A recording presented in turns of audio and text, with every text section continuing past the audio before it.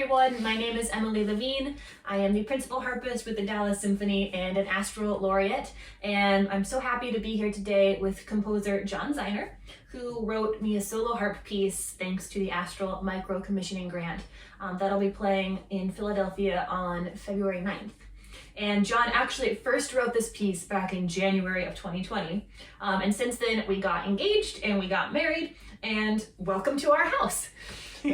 We put the dogs in the other room, so hopefully they will be quiet. But we wanted to share a little bit about the piece and the inspiration behind it and what you can listen for if you are coming to the concert. So John, take it away. So, hi everybody. So going back well before the pandemic, Emily and I were in New York, and we decided to go to the Guggenheim Museum for one of their free Fridays. And we stumbled literally upon the artwork of Hilma af Klint, who was being featured at the Guggenheim that month, or for those few months.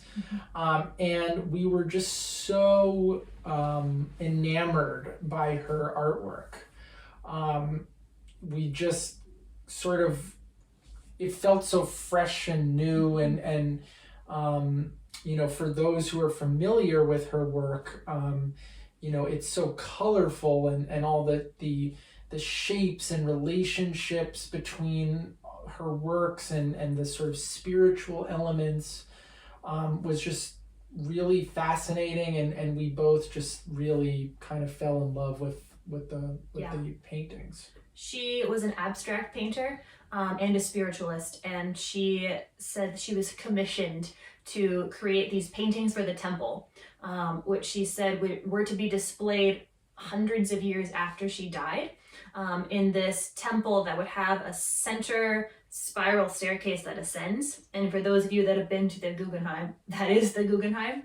And she said this long before it had been created. Yeah, Frank Lloyd Wright heard her somewhere. I don't know. It was so cool.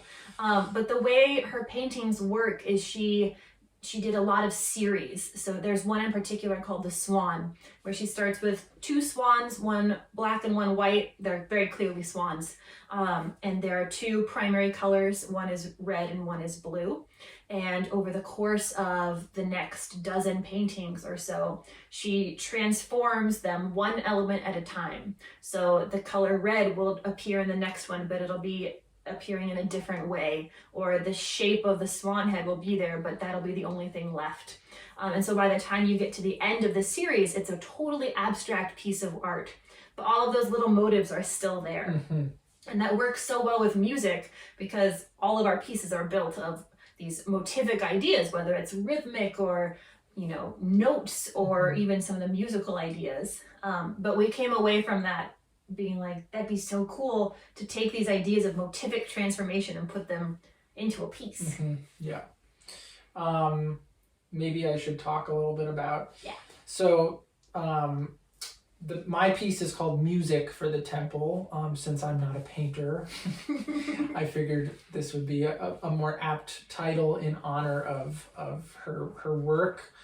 But essentially, I tried to do kind of exactly what she does in her paintings. I sort of present an idea, and then throughout the piece, elements of this idea are taken and focused on, or shifted in certain ways. And by the end of the piece, the idea is still there, but it's presented in a different way, and there's new contexts that have been created because of all the music that's happened.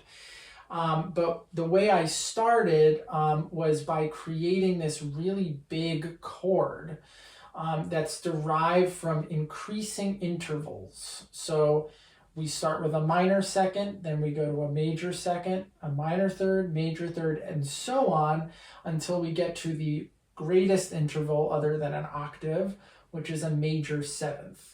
And this creates this very, as I said, large chord spanning the range of the harp.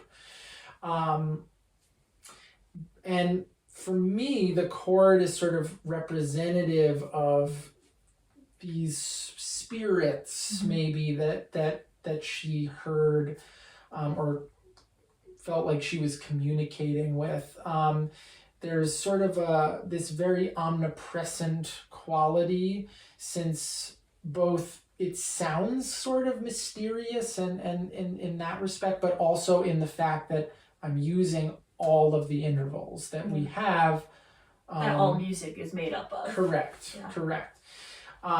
So that's where I begin. That's where we begin on this journey. And then from there, I focus on various parts of this big chord, whether that's focusing on specific intervals or creating melodies from these lines, or even using specific harmonies, like taking out 5 of the notes from this big chord or 3 of the notes from this big chord and creating specific, harmonies or polyharmonies, like 2 separate harmonies from this thing. So yeah.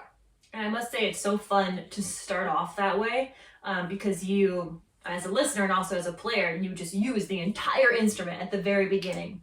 So I think it's visually very striking as well. And it's written very well for the instrument. Do you have a favorite part of the piece? I really, it's hard to say. I think in this new revised version that Emily will be premiering, there are areas where since I had some time away from the piece, I was able to come back to the material and weave, as I said, some of these elements together in ways that I think are a little more intelligent than I thought of originally. So just, I think toward the end of the piece, there are these like cool moments in my mind where these things are sort of mashed up together. Then there's a melody that comes in toward the beginning that shows up at the end. Meanwhile, while that's happening, the opening chord is being played in reverse in the left hand. So things like that, I think, are, I really dug deep to be as witty, I think, as I could, as I feel like, again, a lot of her paintings are very just beautifully crafted and are very smart, and are very wise. I don't know what that and yeah. There's like a scientific approach that she took to it. I mean, it's so creative and so, I think, deeply emotional, but also she would catalog all of her motivic symbols and how she would transform them over the course of her paintings.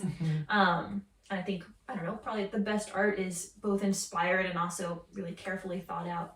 I recorded this piece in November of 2020 when Astral had their virtual concert series, Astral Nova. And since then, John took the piece, as he does, and he revised it. So it's somewhat the same, but somewhat new for this in-person performance. But I'm really excited for this whole program. The pieces are centered around the idea of home, because that's where we are. That's where we've been for the past 2.5 years. But what that means emotionally, what that means physically for composers or sort of the narrators of each piece. And it's doubly special because I feel like there's the spiritual home that you talk about, and then also it's nice that we get to present this together. Yes, it is. Yeah. So if you're in town in Philadelphia on February 9th, we'd love to see you there. We will both be there, without the dogs though. And just thank you to Astral for making all of this possible and for all that you do to support us young artists. It's really invaluable. So thank you so much, and we look forward to seeing you in February.